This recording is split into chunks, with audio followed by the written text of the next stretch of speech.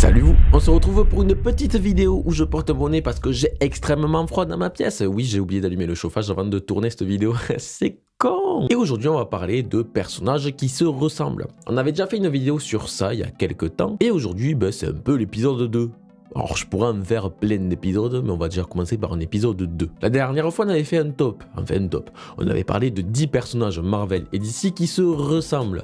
Et on avait essayé de savoir qui s'était inspiré de qui. Bon là on va essayer de faire la même chose avec 10 nouveaux personnages. Ouais. Mais avant ça, petit rappel et petite remise en abîme. La maison d'édition de DC a été fondée en 1934, tandis que Marvel n'arrive que 5 ans plus tard, en 1939. Superman, en 1938, puis Batman l'année suivante, apparaissent chez DC. Captain America n'arrivera qu'en 1940 chez Marvel. Jusqu'au début des années 60, chacun étoffe son cheptel de personnages. L'influence de DC reste quand même plus importante, notamment avec sa Justice League. Marvel arrivera quelques temps plus tard avec une sorte de super équipe créée par Stan Lee et Jack Kirby, qui n'est autre que les 4 Fantastiques, équipe créée en 1961. On a donc plein de super-héros, super-héroïnes, ouais, plein de personnages, mais beaucoup se ressemblent. Donc on va essayer de voir ici qui a copié qui.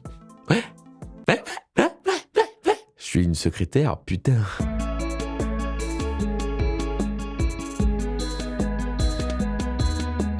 Dark Knight, DC, 1939, Moon Knight, Marvel, 1975. Le Chevalier Noir et le Chevalier de la Lune.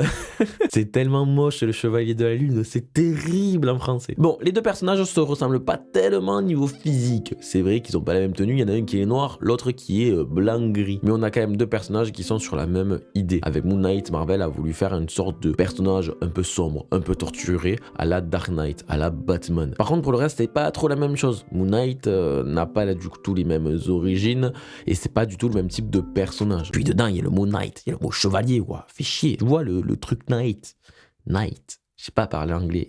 Yes. Plastic Man, DC, 1941. Monsieur Fantastique, Marvel, 1961. Contrairement aux deux chevaliers précédents, là, la ressemblance est frappante. Et il y a même un troisième personnage qui s'est inspiré, c'est Luffy de One Piece. Bon, non, ok, ça n'a rien à voir, mais tu retrouves quand même ce pouvoir d'élasticité. Je pense que Oda s'est un peu inspiré de Monsieur Fantastique, voire de Plastic Man. Là, en termes de design, ça ressemble. En termes de capacité physique, c'est la même chose. Avec ici un Monsieur Fantastique qui a été créé 20 ans après Plastic Man.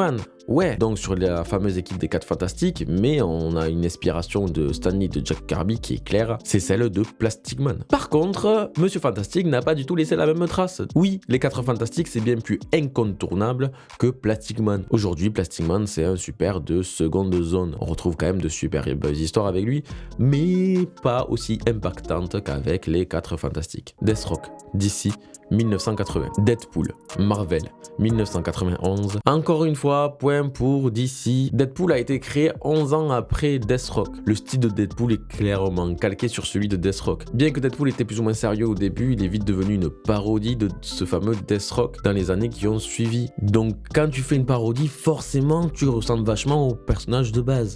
Et là, en l'occurrence, c'est vachement le cas, hein. Que ce soit les flingues ou bien la tenue. Superman, DC, 1938. Hyperion, Marvel, 1969. Là encore, deux super qui se ressemblent vachement. Clairement, Marvel a voulu faire son Superman avec Hyperion. Est-ce que c'est réussi ? Oui et non. Dans l'idée, oui, c'est un Superman à la sauce Marvel, sauf que dans les faits, c'est dur de faire un autre Superman. Forcément, on va le comparer au matériel de base qui est le Superman. C'est comme faire un autre Batman chez Marvel, c'est très compliqué. Soit tu fais le même, soit tu fais quelque chose qui tranche vachement. Dans les années qui ont suivi, je trouve que Marvel y est arrivé avec Sentry. Je ne veux pas trop rentrer dans les détails, mais Sentry est un personnage Marvel qui a des pouvoirs à la Superman, très clairement, hein. Sauf qu'il a une double personnalité. Donc un coup il est gentil, et un coup il est pas gentil en fait. C'est un peu un dark Superman. Et ce qui rend le personnage très très intéressant, c'est reprendre l'idée de et si Superman était mauvais. Sauf que c'est centré sur un seul et même protagoniste. Dans tous les cas, Hyperion a copié Superman et c'est un peu un échec. Ouais, carrément même. Commander Steel, DC, 1978. Captain America, Marvel, 1941. Bon, cette fois c'est DC qui a essayé de pumper Marvel avec Captain America. Mais là encore, c'est la même idée que Superman ou que Batman. Batman, quand ce sont des héros emblématiques qui datent d'il y a des années, ben c'est compliqué de faire la même chose. Donc là, on dirait vraiment une parodie. C'est grossier cette façon de copier de DC. Et en plus, ben ça fonctionne pas. Refaire un Captain America chez DC, c'est pas intéressant. Surtout que t'as des personnages qui correspondent à la mentalité de Captain America et qui sont déjà en place depuis longtemps. Je pense notamment à Steve Trevor. Dr. Polaris, DC, juillet 1963. Magneto, Marvel, septembre 1963. On a deux mecs qui aiment bien les aimants, hein. C'est les personnages frigo de chez Marvel et de chez DC. Par contre, qui a été créé en premier? Si on prend la date précise et exacte, forcément c'est Dr. Polaris avec juin 1963, tandis que Magneto n'est apparu que 4 mois plus tard, en septembre 1963. Pour autant, je suis persuadé que dans le microcosme du comics, surtout à l'époque, les bruits de couloir devaient aller foison et forcément, DC comme Marvel savait qu'il y allait avoir un personnage en lien avec les magnettes de Krusty Bat qui allait apparaître. Donc est-ce que c'est DC qui s'est pressé de sortir avant que Magneto n'arrive ou est-ce que c'est vraiment Marvel qui a pompé Dr. Polaris en 4 mois?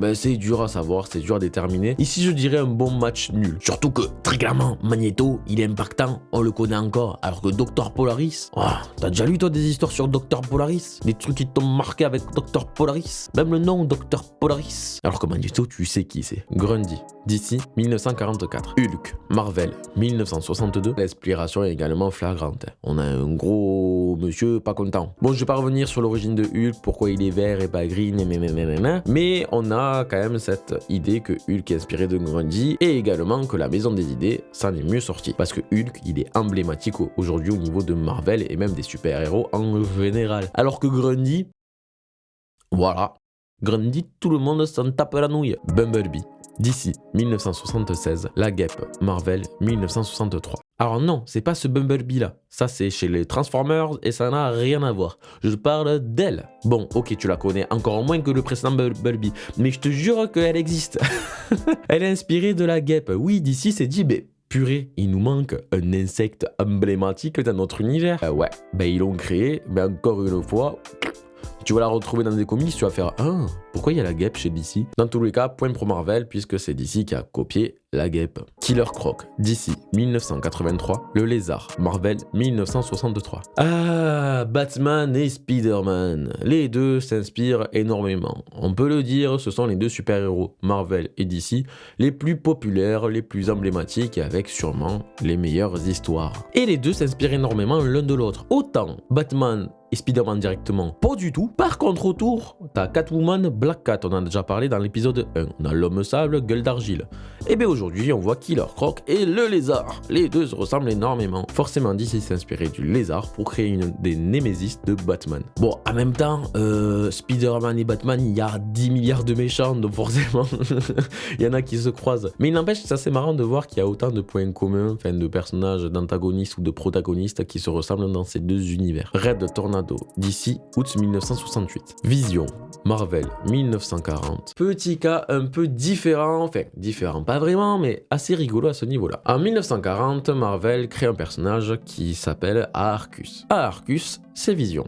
Sauf qu'au début, il s'appelait pas Vision, il s'appelait Aarkus. Et c'est en octobre 1968 qu'ils amènent Aarkus à devenir Vision. Et qu'est-ce qui s'est passé 3 mois auparavant? En août 1968, DC qui a créé Red Tornado. Et Red Tornado, on peut le dire, il est bien stylé. Enfin, en tout cas, moi, j'aime bien. Bon, son blaze est un peu nul, la Tornade Rouge, ou Red Tornado, ou Rojo Tornado. Mais je trouve quand même un car design assez sympathique. Et Marvel, je pense qu'ils se sont dit, attends, on a un mec qui lui ressemble un peu. Si on le modifie et qu'on pompe bien le design de DC, on va faire un banger. Donc ils ont repris leur Aarkus, 2-3 changements, boum, Vision en octobre 1968. Qui a créé en premier?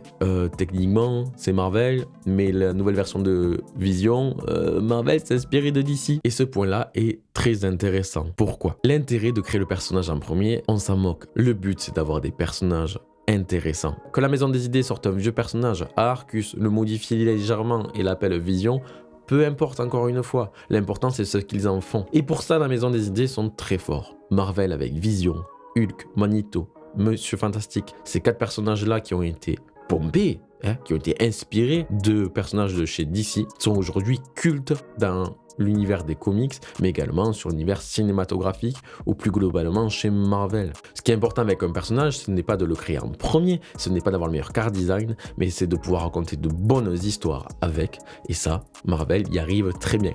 Alors attention, je ne dis pas que DC n'y arrive pas, mais Red Tornado, Grundy, Bumblebee, Plastic Man sont quand même beaucoup plus en retrait par rapport aux personnages qu'ils ont inspirés de l'autre côté. Je vous rassure, DC a de très bonnes histoires avec beaucoup d'autres personnages, et même avec Plastic Man, on a de très bonnes histoires très récentes. En conclusion, on peut dire que peu importe qui copie qui, l'important c'est de faire de bonnes histoires. Bon, même si pour le coup, Marvel copie vachement d'ici, je trouve. Bref, voilà pour cette vidéo. Bon, j'espère que ça t'a plu. Encore une fois, Marvel a plus pompé d'ici. Mais comme je l'ai dit en fin de vidéo, l'important c'est ce que tu en fais de ces personnages, ce que tu racontes avec. Et pour le coup, Marvel y arrive très bien. Tout comme d'ici, les rageux là. Arrêtez, arrêtez. Calmez-vous. J'espère que cette petite vidéo t'a plu. Je ferai sûrement un 3e épisode parce que t'inquiète, il y a des comparaisons. Dans tous les cas, moi je garde mon rythme d'une vidéo toutes les 2 semaines entremêlée de réactions, des bandes annonces à des épisodes, des chapitres de manga ou que sais-je.